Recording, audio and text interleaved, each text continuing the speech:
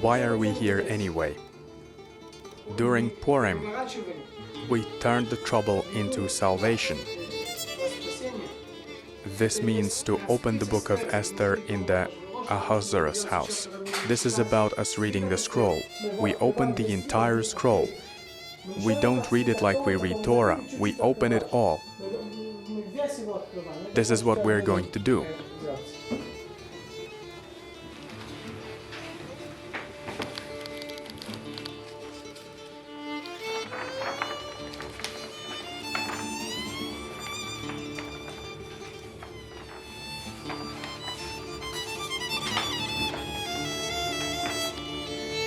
Anybody wishes anything, you will be our lead. I'll give you another book. It is shown over there just like this, and it will be easier. Just take it.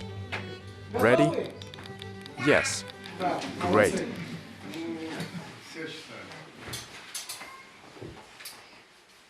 ברוך אתה אדוני אלוהינו מלך העולם אשר קידשנו במצוותיו וציוונו על מקרא מגילה. אמן. ברוך אתה אדוני אלוהינו מלך העולם שעשה ניסים לאבותינו בימים ההם בזמן הזה. אמן. ברוך אתה אדוני אלוהינו מלך העולם שהחיינו וקיימנו והגיענו לזמן הזה. וידבר עמל יום ויום ולא שמע עליהם ויגידו לעמם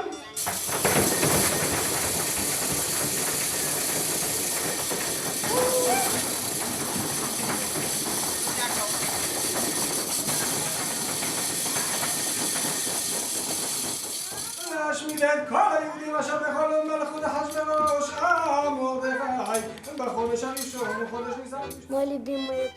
Purim is probably my favorite holiday. Why Purim? Because we put on dresses. You get your entire family together, go to synagogue and cheerfully celebrate. I think that people are the main synagogue's feature. We surely want that all Jewrmala's Jews visit synagogue to find out what it really is all about. Our learned elders have said that all Jews are single body. We have to be a single body, single soul, the source of single soul, and we have to be united. People are always the main thing.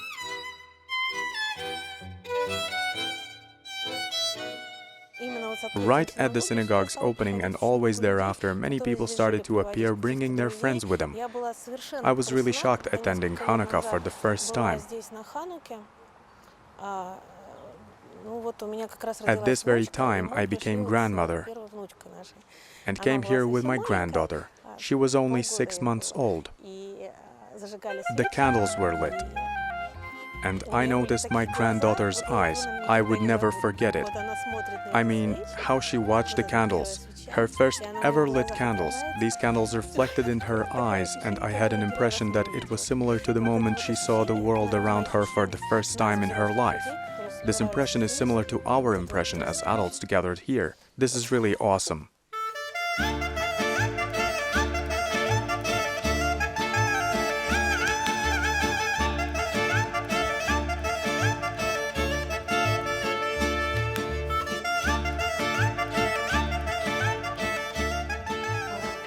We come to celebrate these holidays when we visit our dear Latvia.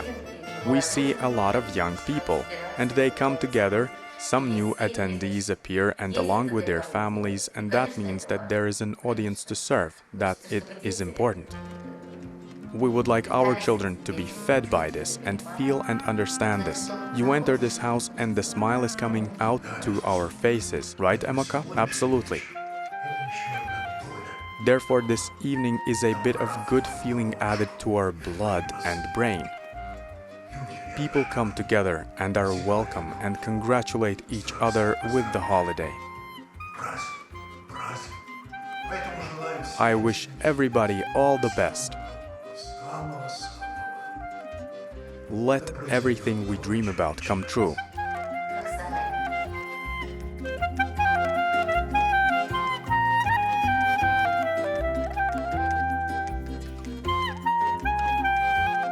We are now in the museum Jews in Latvia, which is located in the former Riga's Jews Club and Theatre.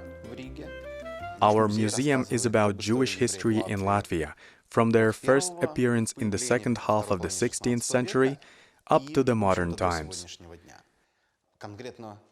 Jews first appear in Jurmala in the first part of the 19th century when Jurmala began developing as a resort. We can say that Buldury, one of Jurmala's settlements, has become one of the major Jewish resorts in the Russian Empire.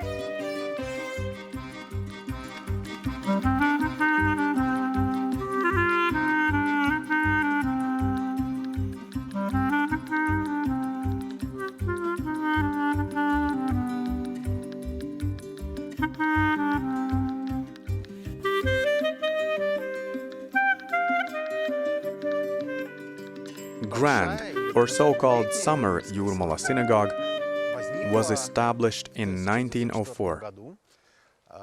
Since there was shortage of permanently registered Jews in Jewrmala, at that time, it was not allowed officially to build a synagogue there. However, since there had naturally been a lot of vacationers to whom synagogue was a must, we found a compromise solution. We submitted official request for the development of the dining facility for serving poor Jews. There had been no limitations regarding dining facility development, and it was built without any problems. Unfortunately, we don't know the architect's name. However, based on the architecture, he was very well informed about the synagogue development in general at that time. Actually, it was built in a good neo-Roman style. We can say that it was partially inspired by the Verona Sunzeno church. In general, Roman style was widely used in building of synagogues of late 19th, early 20th centuries. The facility consists of 3 buildings, with wooden synagogue, winter synagogue, and outbuilding at the back. In other words, it was a year-round operational facility.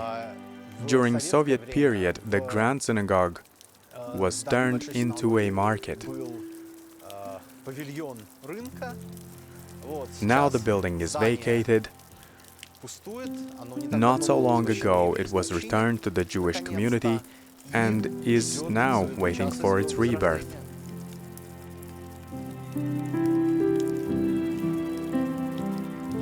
I remember from my early childhood my grandma's warning not to go there. We should not buy anything there. Why not? Why? Now I know why. Because it used to be a synagogue.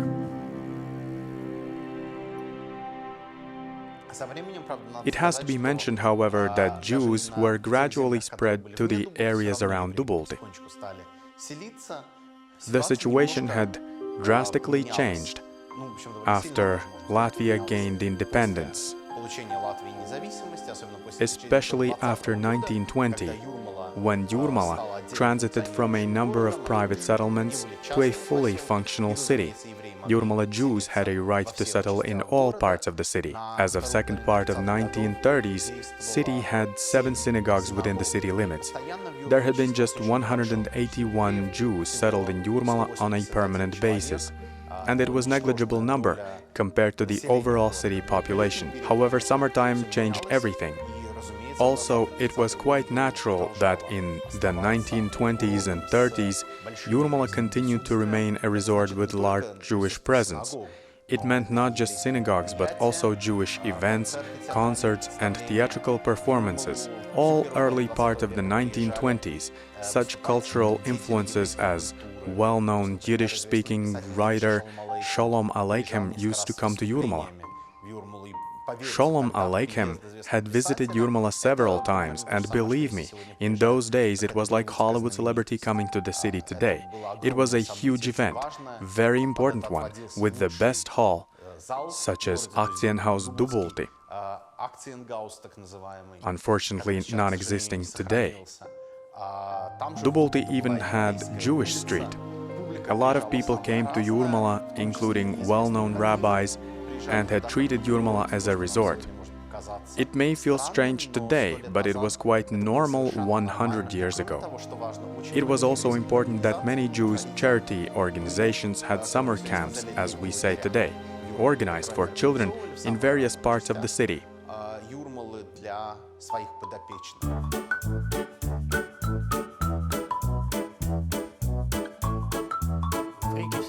It was a must in Riga to let children spend summer time in seaside cottages. We had always come here for the summer and rented a cottage. My father was a disabled World War II veteran who was entitled for such a cottage.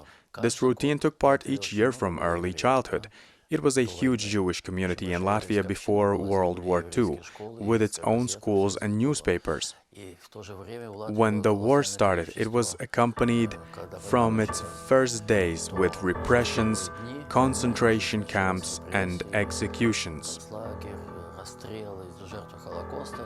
I am also Holocaust victim, regardless of the fact that I was only 3 years old at the time.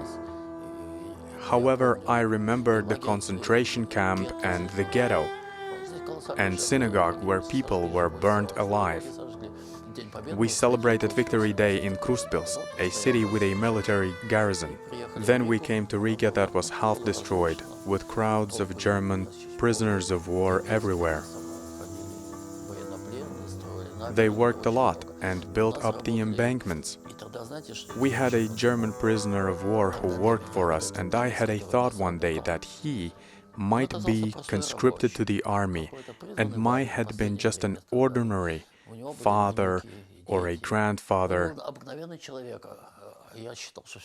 But at that time, I considered all Germans just to be bastards. Well, then I understood. And I had suddenly thought that they are not just desperate fascists and they fought since they were forced to. And that helped me to watch Latvian people from a different angle when Soviet repressions came. Latvians were forced into exile to Kazakhstan and Siberia. They survived, and that was an irony of fate. Those who joined Russian or German army got killed. And now you can judge yourself what is good and what is bad, right? My family from my grandmother's side had come to Latvia at the end of the 19th century and have lived there since then. My grandfather's family had lived here since Middle Ages. They lived here until the war. My grandparents, who were not then married, had a chance to get evacuated, but under very hard conditions. My grandfather was conscripted to the army right after evacuation, and my grandmother spent wartime in Kazakhstan. They met after the war and got married. I would not have had a chance to be here at all if my grandparents would not be able to evacuate. As all other Latvian Jewish communities, Jurmala's community was badly damaged during the Holocaust. One of Buldury synagogues was completely destroyed. The majority of Jurmala's Jews were sent to Riga ghetto. And there they were executed in Rumbula forest on November the 30th and December the 8th, 1941. I know for sure from my grandmother that practically all local Jews in Jurmala were killed during the war. Some escaped, some survived, but it was quite a non-local majority. Some got back to Riga, however, I can speak only for myself. I live in Jurmala all my life, but I was born in Riga. And as my mother says, we had this Jewish tradition to come each year to Jurmala's summer house. It's been always our world, our window, our inhale and exhale, I would say. We used to come in May and left in October. We lived in Buldury, in Dzintari and in Dubulti, and it was my wonderful childhood story. We ran from one summer home to another through the holes in the fences, and we were fed everywhere. Everywhere our noses were wiped and our pantyhose were changed, and we were yelled at everywhere. "What are you doing here? Where are you?" We had broken our noses while cycling, and somebody's grandmother applied a bandage to my nose and swore in Yiddish a great deal. I'm even afraid to recall it. When I told this to my grandmother, she was shocked and said that she would never let me go to that house again. And then she went to this house herself. We had visited this house each Saturday after that, and I didn't know what was the reason for that. The only thing I was really amazed about was various dishes at home. Nobody would boil sausage in a wrong saucepan, since everybody knew this saucepan was for milk only, and it was in another cupboard with knives. So were cups. Some cups were for tea and some for milk. It was done in such simple and quiet manner that I understand that everything right here in Jurmala had been for some hidden purpose. After the World War II, there had been, of course, Jews in Jurmala, and a lot of them. Jurmala's Jew population consisted of those who lived there permanently, but also included some vacationers.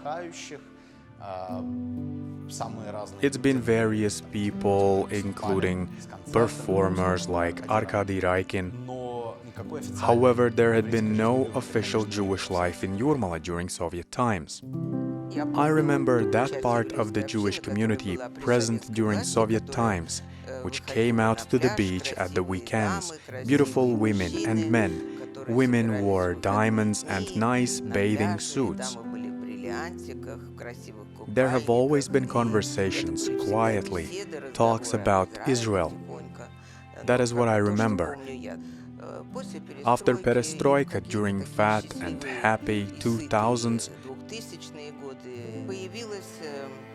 some people who wanted to come back to Jurmala, to recall their youth. Many of them bought real estate here and started coming on summers. And hence the necessity emerged to concentrate all of this, to create social circuit or tusovka, like during Igor Krutoy's concerts. It was like our bodies demanded such intense socialization.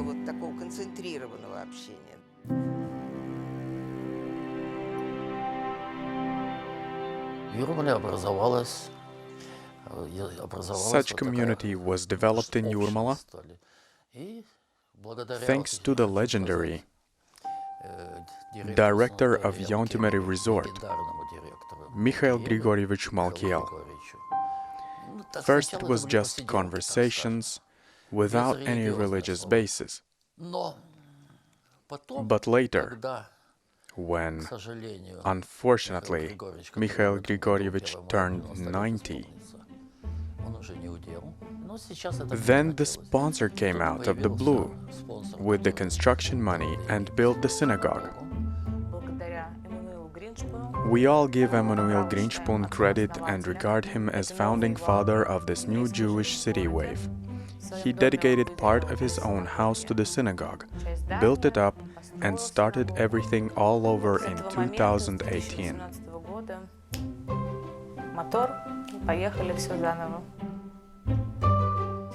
There had been no synagogue in Jurmala since 1941.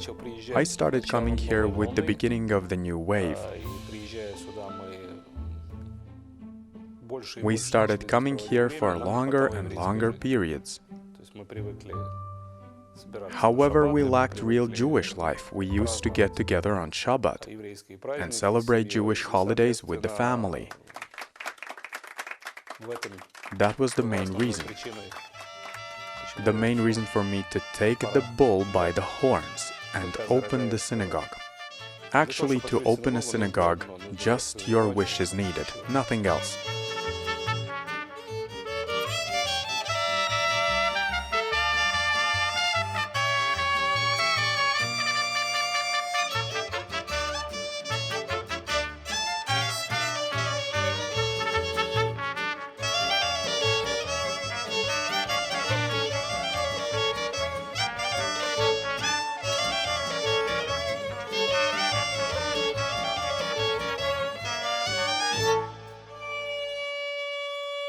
I never planned to be a rabbi. There are religious studies, education, and experience, but all of it was not that I had been looking for. However, when I completed my service in the Israeli army, I was offered to go to the United States and work there with local Jewish communities, and I was doing that for nearly 3 years. Then it was suddenly became known that I was proficient in Russian. Well, I was told, let's go to Moscow. Eventually, I got stuck in Moscow for 10 years. Thank God I found my wife over there, did the same job. I mean, worked with Jewish communities, studied, educated, and so on. And some moment in my life, Zina and myself had realized that it was it, and we had to go back to Israel. I went to see Moscow's chief rabbi and asked him for the references. Rabbi Goldschmidt agreed to write me the references and suggested to be his guest and attend European Young Rabbis Conference that took place in Riga in 1 month from our conversation. So we went there by the same flight, and he said, I know that your ancestors were from Latvia, and there has been no synagogue in the city named Jewrmala, located on a seaside. There had been many synagogues before World War II, but they are all destroyed. So this is your chance. Would you undertake such a mission upon yourself? I was intrigued, since my grandparents were from here. They were dispossessed as kulaks, exiled, and then went directly to Israel from the exile. I got a feeling that it was an opportunity for myself to close the cycle. We immediately called my Rabbi Yuri in Israel, and I told him the story. He replied with just 2 words. Met mitzvah. That means dead commandment in Hebrew. What is met mitzvah? If somebody dies and he or she doesn't have relatives to deal with his burial, if you, as a complete stranger, come and deal with it, it is meant to be the greatest revelation of gift or charity, since you don't get anything in return. And it is praised by wise men as an absolute self-forgetfulness. He asked me whether we were going to make it, and I replied that I was 100% sure about it. That was how we were sure about it. We love people, and he names himself a chronicle optimist. It's not just words. It all pounds on him, and he charges the entire space around. So we didn't have any sense of failure whatsoever.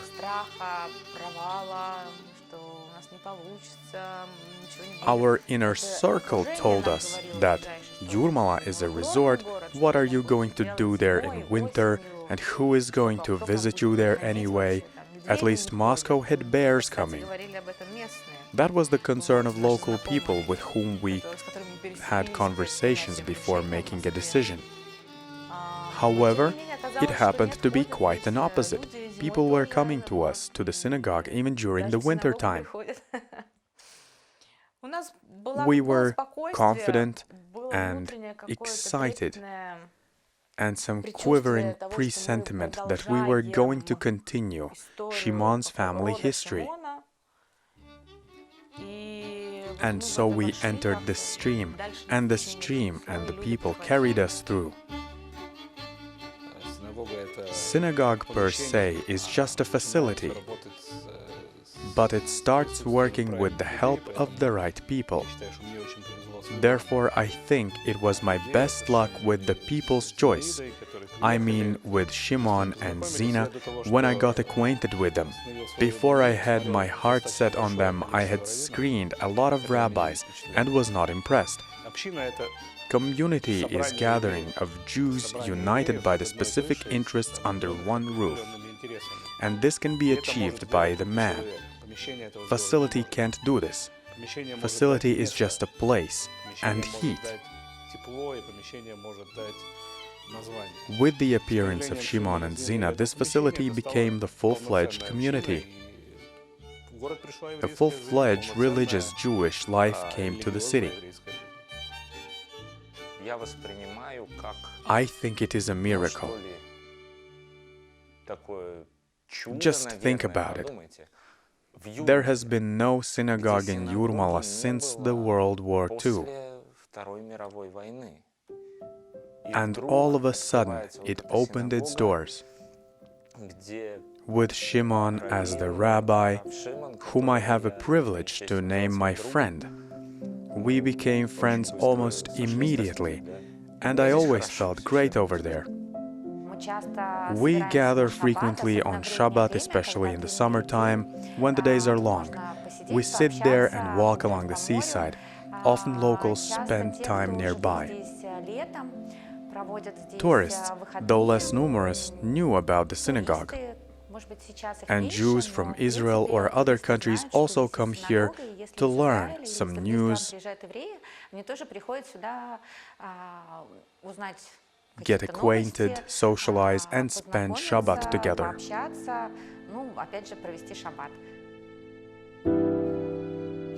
I know that I can come here each Saturday, regardless whether I set up my visit previously or not. I'm 100% sure that somebody is there on Saturday. I come here, I see people, I know I am known here. I know that we can talk and our difference in status doesn't matter. It is an island of hope and strength and resupply for me. And I feel some sort of quiver coming here each time. As if to come to the school blackboard for the first time. My family is not religious, and my entrance to the synagogue started from Yom Kippur. Not just my entrance, but the entrance of my wife, children, and the entire family. We enter Yom Kippur, and in 1 week the entire universe is sunk into happiness like complete drive. My first Yom Kippur ever was like narcotics, and when I talk about it, I feel goosebumps all over my body, and I await for every Yom Kippur as a first ever. It's really cool, and I feel placed to stand here. Those who are familiar a bit with tradition know that two main words are remember and observe. Those who observe can pass it to the others to remember. Of course, it's quite naturally that in the absence of this process, everything escapes the memory. Wind blows, and almost all of us, for the last 30 years, found ourselves in a situation where we didn't know where our home was. However, when you know that your home is inside, you realize that your home is your tradition, and you start doing something for the holiday.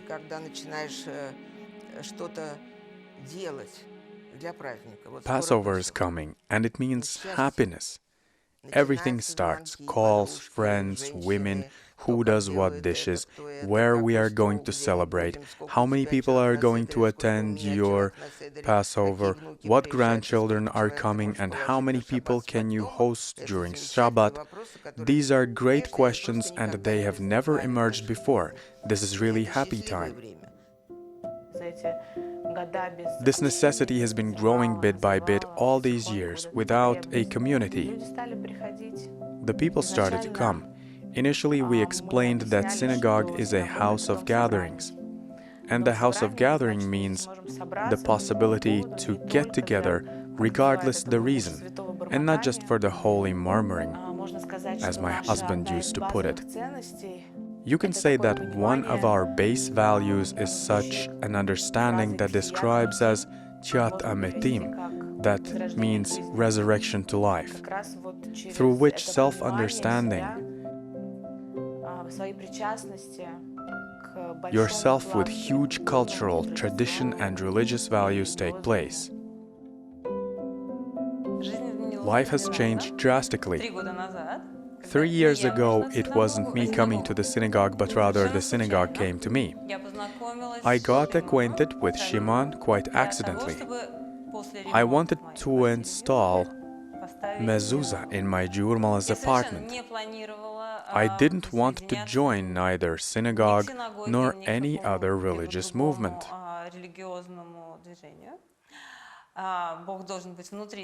God has to be inside yourself. However, if it coincides with your worldview and way of life, if you feel fine being inside, then this is ideal place for you. Here's a lot of positive emotions resulted from communications with children and elders and taking care of them. That speaks for the rightness of us being here, since you socialize with the certain segments of population and people of age that need to be taken care of.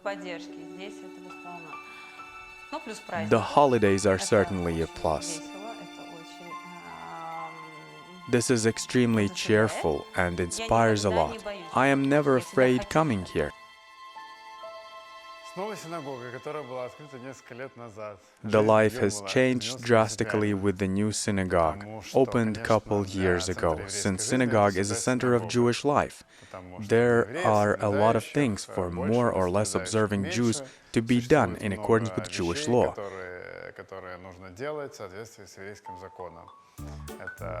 This Shabbat, holidays, kosher food and other things, and if the nearest synagogue would have been in Riga, it would be quite difficult for us.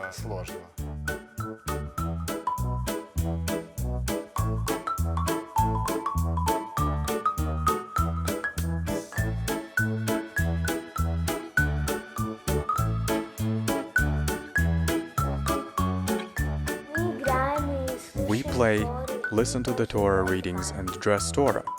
What do you mean we dress Torah? We put crown, shield and pin on it.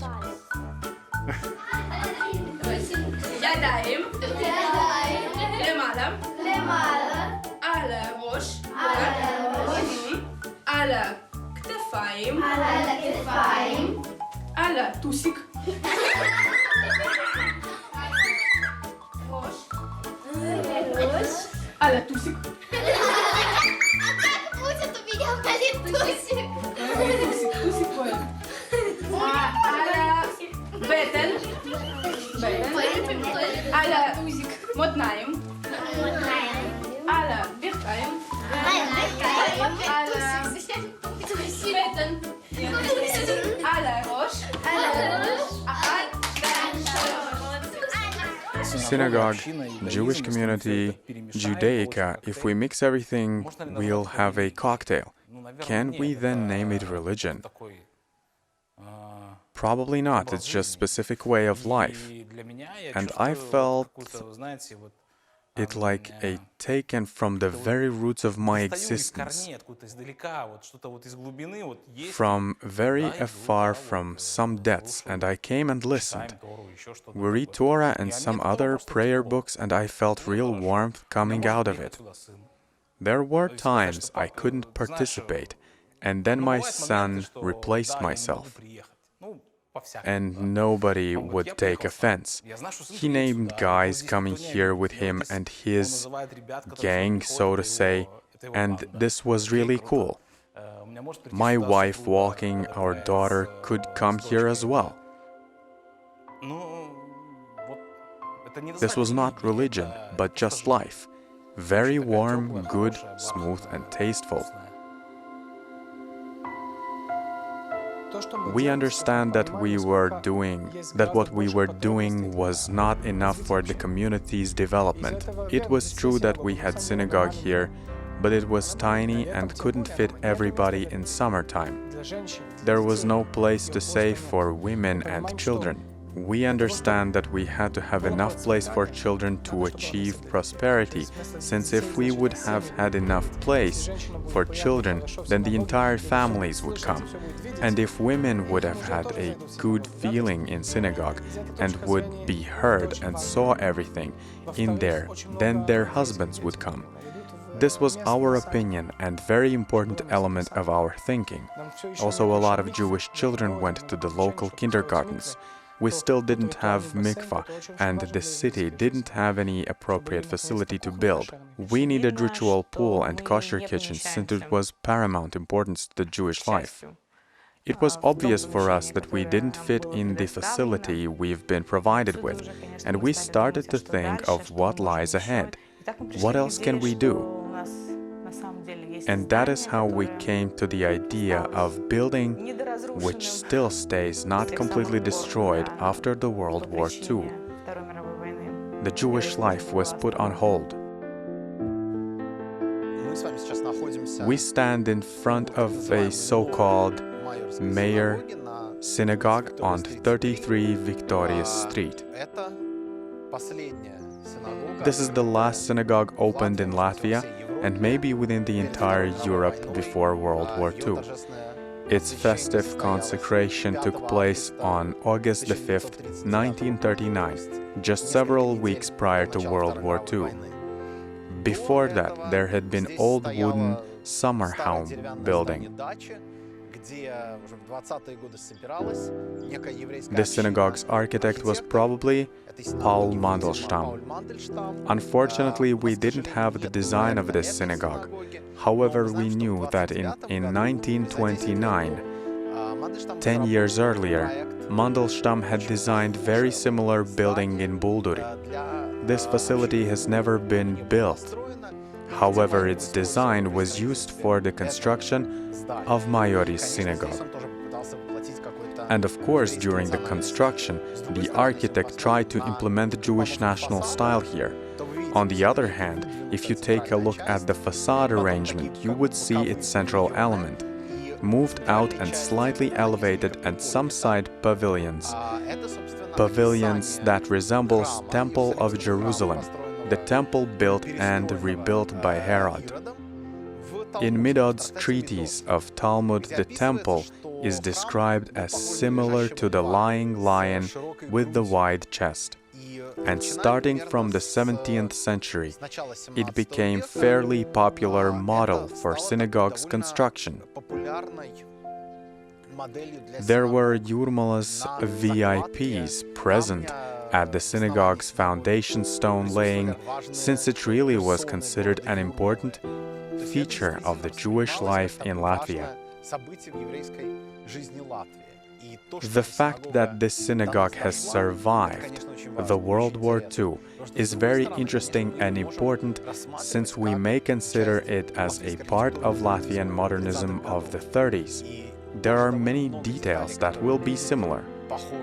We are very pleased that this building has survived and hosted sports school during Soviet times. Then, in the 90s, it hosted paint and coating or furniture store. Then the building stood empty for a while, and we are very happy to welcome life back in here. We didn't just want to build or restore a historic synagogue, but rather to create the Jewish center that this city has been lacking for many years. As for now, we have a design sketch, very classy and cool. This sketch, of course, is subject of many modifications to come. We already have some very powerful architects that are waiting to work with us and develop this project. We realize that this is not only for local Jews, but for sure, it is 100% a place to attract tourists from all over Europe and the world. We also thought about the development and implementation of such idea as kosher tourism. I myself, as a mother of 3 who observes mitzvah and who is thinking each time where to go for a vacation, I face a lot of logistical problems, starting with the kosher food and ending with the place to stay to be closer to synagogue, to observe Shabbat. And I am not alone. So we thought that if we open the Jewish Center, it has to be transformed into the summertime cultural center. This is surely a genius idea that would be very significant not only for local Jewish community but also for European community as a whole. If implemented, this project will be grand. It will be the place for Jews to visit. because the Jews need to visit such places to preserve memory of Holocaust. This local Jewish community center will be the place for all European Jews to visit. Here will be tasty food and very good quality products. Can you be a Jew without tasty food anyway? All our holidays start and end with one thing. Well, if we fail, let's go and eat then. This is just great, to gather so many ideas in one place.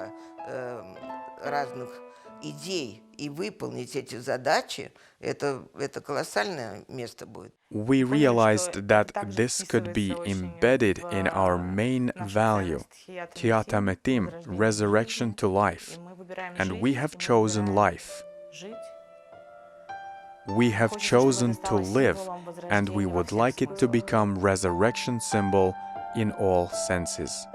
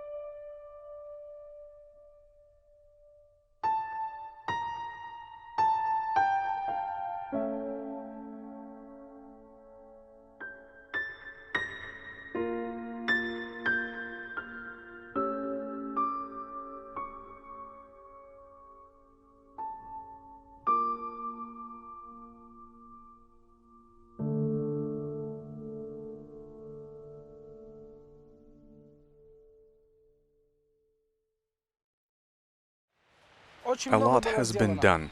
Many rabbis, many people, dear people who are still leading the Jewish life that is mostly in Riga.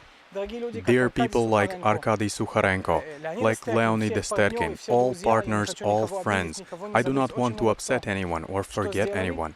Many people did a lot in this, but for the Jewish life to continue and flourish in our area, we need your help. Help us build our Jewish center. Help us renew historic synagogue.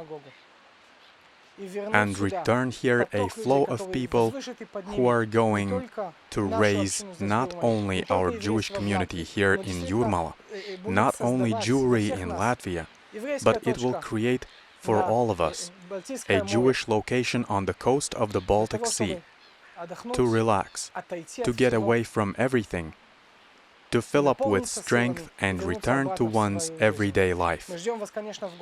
Of course, you are welcome to be our guests, and we welcome your help, your support.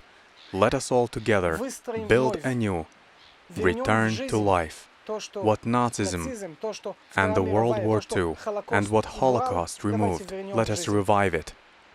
Thank you.